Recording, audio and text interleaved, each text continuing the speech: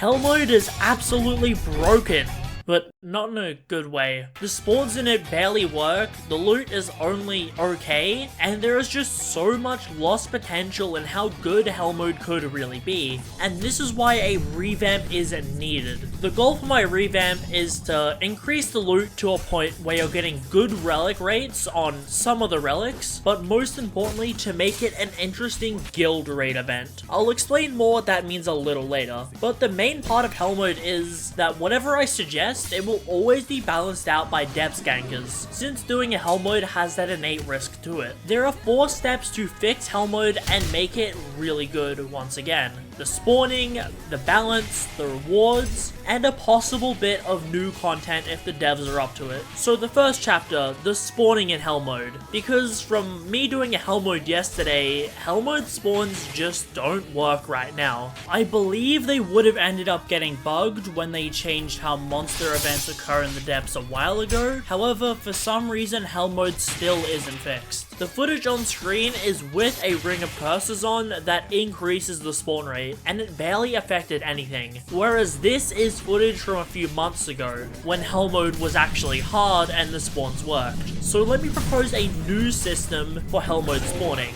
Each person who rings the bell will get a little spawn timer attached to them that will spawn a monster near them every 3 to 5 seconds. This keeps it at a pretty good rate where you can still manage to kill whatever's spawning as long as you know how to fight it well, but if something tanky spawns or you can't quickly deal with a monster, you'll end up getting overwhelmed slowly. Additionally, if possible, try to make the monsters automatically aggro on the closest player when they spawn in. This just keeps a comfortable flow of incoming enemies. The next is adjusting the kill requirements required to end hell mode. What I propose is the first person to ring the bell makes the kill requirement 100, and then every additional person to ring after that raises the kills by 80. This means that a 5-player hell mode after these changes would require 460 kills. This might sound like a lot, but with the new spawn mechanics I'm suggesting, more monsters will be spawning, thus the hell mode should end in roughly the same time, plus this higher kill requirement will play into something I'll suggest a little later. Finally, I think you should be able to start hell mode at 3 rings. While I want this to be a guild raid event, I still want small groups of friends to be able to experience hell mode. And that's everything for the spawning mechanic, so let's get into the balance of hell mode. There's only 2 small things that I can suggest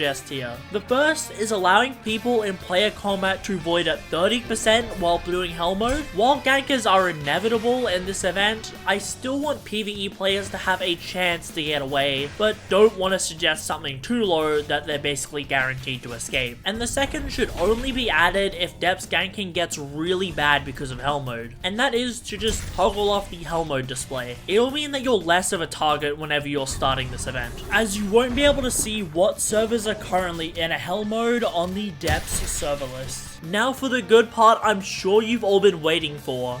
What are the rewards that should be given to hell mode? Now let me make it very clear, I am not suggesting another Diluvian in terms of loot pool. The Diluvian is objectively way too strong in terms of loot, because you can get everything, and that's led to some top players, well, playing the game on sandbox mode. So I suggest whenever you beat a hell mode, it should be limited to 2 to 4 idols or armorer's needles. These are 2 relics that you typically burn through relatively quick as an experienced player, and if you want to add a little bit more, add a rare chance for either a Sinner's Ash or a Moonzai Tome to appear. Something like 1 in every 5 hell mode chests. Again, the relic rates will be balanced out by the fact there is a risk in depths gankers. The relics give people a reason to grind hell mode, but aren't so overpowered that it power creeps everything else. Diluvian. But now for the actual guild part. I believe that upon beating hell mode, each person should get 30 to 40 guild points. This would specifically make hell mode farming meta for PvE points farming.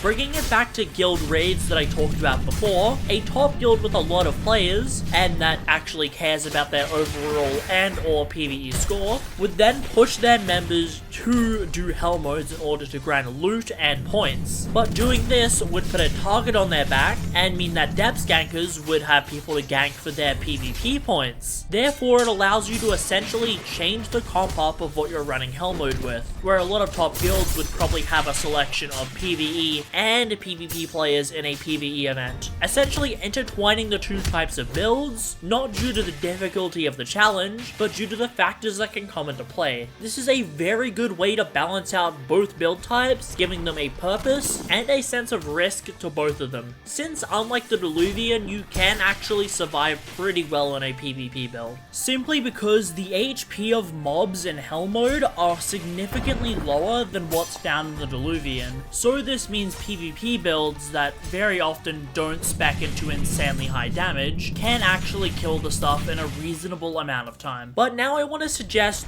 2 new relics. These don't have to be added, but I believe if they were, it would give people more of a reason to farm hell mode other than what I've suggested already. The first is a portable Aquatarian. Simply by using this relic, you could select either to sell items or deposit notes into your deposit box. If they want to balance this out, they could give it limited uses of anywhere from 1 to 500. This would simply allow you to sell loot after a hell mode and then deposit those notes into your deposit box. In terms of rarity, you should get this every 10 or so hell modes. The final relic will allow you to respec your bell points. For those of you who don't know, whenever you get your residence, a random amount of points is distributed into different factors of the bell. So for instance, Sacred Field can have points in the effectiveness of the resistance, the size of the bell, and the duration of the field. So this relic would allow you to move points into one specific attribute to essentially min-max your bell. I know a lot of PvE and PvP players would love to have something like this. So to quickly summarize what I've talked about today, a new spawning mechanic for hell mode: every 3 to 5 seconds per person, a monster would spawn around them and automatically aggro. The first person to ring the bell adds 100 kills required to hell mode, then every additional person after only adds 80. If you're in player combat in hell mode, you can void if you're at 30% or higher. Upon completing hell mode, you should get anywhere from 2 to 4 idols to armorers in the chest, as well as 30 to 40 guild points. Doing all of this would make it a meta guild farming method. However, it wouldn't outright break the balance of the game, as depth gankers are a thing to give you a little bit of risk while grinding hell mode, since there's always a chance you'll wipe, and the loot isn't so insane that it nerfs everything else around it, aka what the Diluvian unfortunately did.